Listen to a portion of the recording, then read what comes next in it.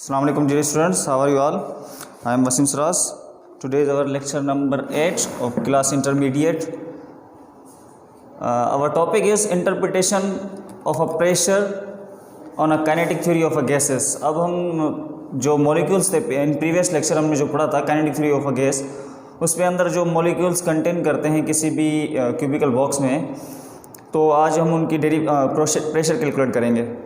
ठीक है, तो in previous topic kinetic theory of a gases will learn how gases molecules behave. हमने behaviour of gases पढ़ा था कि एक सिलेंडर के अंदर अगर कोई मॉलिक्यूल्स होंगे, गैसेस के मॉलिक्यूल्स होंगे, वो किस तरीके से बिहेव करेंगे, तो वो हमने पढ़ा था। तो आप उसको लेक्चर को थोड़ा सा गौर से पढ़िएगा।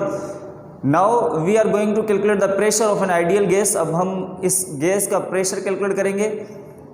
First, consider a cubic vessel containing n number of molecules of an ideal gas. For suppose एक कंटेन करें कि सिलेंडर है जिसमें n नंबर ऑफ मॉलिक्यूल्स हैं और उसकी लेंथ जो है वो l है। फॉर सपोज ये x एक्सिस, y एक्सिस और z एक्सिस, क्योंकि ये क्यूबिकल है तो तीनों साइड्स आपस में इक्वल होंगी, तो उनकी लेंथ, विड्थ और हाइट सेम होगी। तो सपोज करें उसकी लेंथ l है। It's walls are perfectly elastic. इसके वॉल्स क्या हैं? परफेक्टली इलास्टिक हैं। अब फॉर सपोज एक मॉलिक्यूल है आपका, ठीक है, वो मॉलिक्यूल क्या कर रहा है? आपका स्ट्राइक कर रहा है किसी भी एक एक्सिस के साथ, ठीक है, तो वो स्ट्राइक कर वापस उसी वेलोसिटी में आएगा, क्योंकि काइनेटिक थ्योरी ऑफ गैसेस के हिसाब से, क्योंकि जो कोलिजन होती है किसी भी मॉलिक्यूल की, तो उसमें होता क्या है कि मॉलिक्यूल जाता तो है लेकिन उस सेम वेलोसिटी से वापस आता है, क्योंकि वो उसमें कोलिजन होती है, वो इलास्टिक होती है। ड्यू टू इलास्टिक उसकी काइनेटिक एनर्जी और मोमेंटम चेंज नहीं होता। तो all molecules are moving with certain velocities in random direction. सबकी वेलोसिटी सेम ही होगी, लेकिन डायरेक्शन उनकी क्या होगी? चेंज होगी। Now we resolve their velocities in particular direction. अब उनकी वेलोसिटी जो है डायरेक्शन में तब्दील करते हैं। X axis, y axis, z axis के तीन एक्सिस हैं, तीन एक्सिस में ही हम फाइंड आउट करेंगे। So their velocities can be written as, उनकी वेलोसिटीज कैसे लिखेंगे? V x, v y and v z. Okay, अब एक कोई मॉलिक्यूल जो है इन प्रीवियस स्लाइड, यहाँ पर अगर कोई मॉलिक्यूल जा रहा है सेम वेलोसिटी से और सेम वेलोसिटी से आ रहा है, तो आपकी डायरेक्शन यहाँ, इसके मॉलिक्यूल की डायरेक्शन यहाँ पर क्या होगी? एक तो पॉजिटिव होगी, दूसरी नेगेटिव होगी। तो यहाँ पर हम चेंज इन मोमेंटम कैसे फाइंड आउट करेंगे?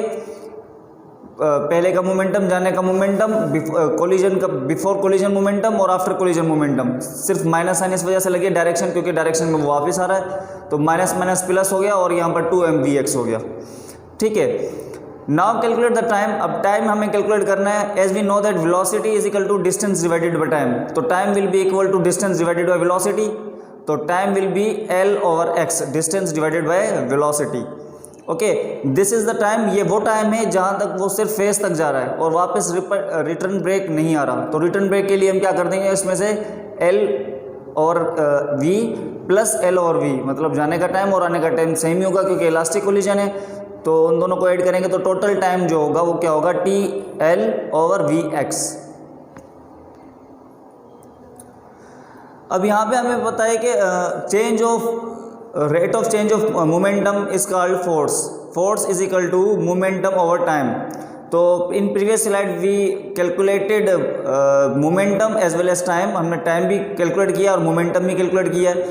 ये आपका मोमेंटम है और ये आपका टाइम है जो हमने प्रीवियस स्लाइड में कैलकुलेट किया है। तो change of momentum divided by time, momentum की जगह पे मोमेंटम की वैल्यू और टाइम की जगह पर टाइम की वैल्यू। तो 2 और 2 यहाँ से कैंसिल हो गया, Vx यहाँ पर डिवाइड कर रहा है, ऊपर जाकर मल्टीप्लाई करेगा, तो mvx²/L। ओके, सिर्फ ये जो फोर्स हमने निकाली किसी भी एक मॉलिक्यूल की निकाली है जो कि स्ट्राइक कर रहा है और रिटर्न ब्रेक कर रहा है। अगर हम सारे मॉलिक्यूल्स जो एक्स एक्सिस पर मूव कर रहे हैं या जो टोटल जो मॉलिक्यूल्स हम मूव कर रहे हैं, वो कैसे फाइंड आउट करेंगे? F total is equal to F1 plus F2 plus F3 and so on. जितने मॉलिक्यूल्स होंगे हम टोटल के टोटल उनको ऐड कर देंगे, तो टोटल एक्स एक्सिस पर जितने मॉलिक्यूल्स होंगे वो हमें मिल जाएंगे। तो F total is equal to, अगर F1 है तो V1 हो जाएगा, F2 है तो V2 हो जाएगा, F3 है तो V3 हो जाएगा। इस तरीके से Fn है तो Vn हो जाएगा, क्योंकि वेलोसिटीज़ में थोड़ा सा डिफरेंट आता है, लेकिन मास और उनकी लेंथ, क्योंकि क्यूबिकल है तो लेंथ सेम रहेगी और मास भी उनका सेम रहेगा। तो यहाँ पर m और l कॉमन जा रहा है, इस क्रम में से भी, इस क्रम में से भी, इस क्रम में से भी, इस क्रम में से भी, ठीक है। 4 टर्म में हमारे पास चारों में से क्या जा रहा है, m और l कॉमन। बाकी आपके पास रिमेनिंग क्या बचा, v1 वेलोसिटीज बची, किसी भी एक पर्टिकुलर मॉलिक्यूल की वेलोसिटी, फिर दूसरे मॉलिक्यूल की वेलोसिटी, फिर तीसरे मॉलिक्यूल की वेलोसिटी एंड सो ऑन।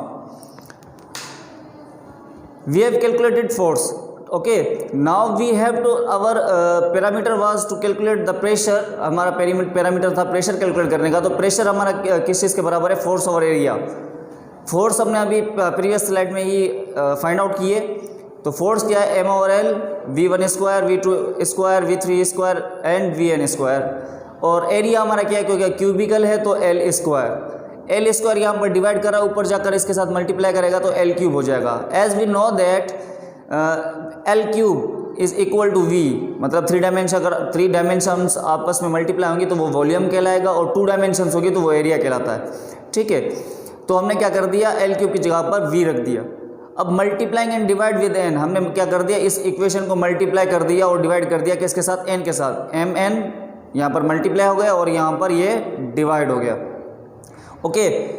अब जो m n था वो किसी भी एक मॉलिक्यूलर का मास था, एक कोई भी मॉलिक्यूल है उसका मास, और n क्या है, टोटल नंबर ऑफ मॉलिक्यूल्स, मतलब दोनों को मल्टीप्लाई करेंगे तो हमें टोटल मास मिल जाएगा सारे मॉलिक्यूल्स का जो कि x एक्सिस पर मूव कर रही हैं। तो ये क्या हो जाएगा, आपका m टोटल हो जाएगा, m टोटल ओवर v, और बाकी आपके पास ये इक्वेशन बची, ठीक है। अब as we know that m over v, mass divided by velocity is equal to density, mass over volume density है, तो हमने इसको कन्वर्ट कर दिया डेंसिटी में। Density is represented by rho से हम रिप्रेजेंट करते हैं, और बाकी आपकी equation same. As we know that, अब वेलोसिटी जो सारे मॉलिक्यूल्स की होगी divided by total number of molecules, अगर हम टोटल नंबर ऑफ मॉलिक्यूल्स के साथ उसकी वेलोसिटी, टोटल वेलोसिटी डिवाइड कर दें तो वो क्या हो जाती है, एवरेज वेलोसिटी हो जाती है किसी भी मॉलिक्यूल्स की जो कि एक्स प्लेन पर मूव कर रहे हैं। वो हमने क्या कर दिया, इसको v एवरेज कर दिया, वी एक्स, यहाँ पर देखें वी एक्स एवरेज कर दिया, और स्क्वायर था तो स्क्वायर इन पर आ गया। तो यहाँ पर प्रेशर हमारा क्या गया, pressure is directly proportional to density and pressure is directly proportional to velocity का square. This is equation number 1। अब ये सिर्फ हमने क्या कैलकुलेट किया है, सिर्फ एक्स एक्सिस पर कैलकुलेट किया है, ठीक है। अगर हम वाई एक्सिस की बात करें और जेड एक्सिस की बात करें तो वाई एक्सिस और जेड एक्सिस को हम कैसे एवरेज निकालेंगे, v x plus v y plus v z, क्योंकि तीनों आपस में कंपोनेंट अगर ऐड होंगे तब जाकर हमें वेलोसिटी टोटल मिलेगी। और दूसरी बात यह कि हमारा जो कंटेनर है वो क्यूबिकल है, अगर क्यूबिकल होगा तो उनकी वेलोसिटी क्या होगी, उनकी वेलोसिटी क्या हो जाएगी, सेम हो जाएगी। जो वेलोसिटी एक्स एक्सिस पर या वाई एक्सिस पर या जेड एक्सिस पर होगी वो सेम हो जाएगी, वो तीनों आपस में इक्वल हो जाएंगी। अगर इक्वल हो जाएंगी तो हम क्या कर देंगे, तीनों को एक जैसा लिख देंगे, v x plus v x plus v x, तो ये क्या हो जाएगा, v x whole square, 3vx whole square. अब 3 यहाँ पर मल्टीप्लाई कर रहा है, उस तरफ जाकर डिवाइड करेगा तो v average whole square divided by 3 और वी एक्स स्क्वायर सेम।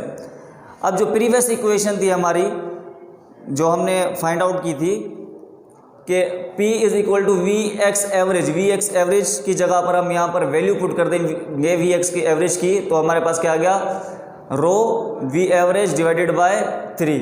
जब हम पुट करेंगे तो हमारा आंसर क्या आएगा, 1/3 rho v average square. This is our required equation by which we can calculate the pressure of a molecules which are containing in a container having a cubical length, okay. I hope you understand this lecture. If you have any query or question you may ask. Thank you.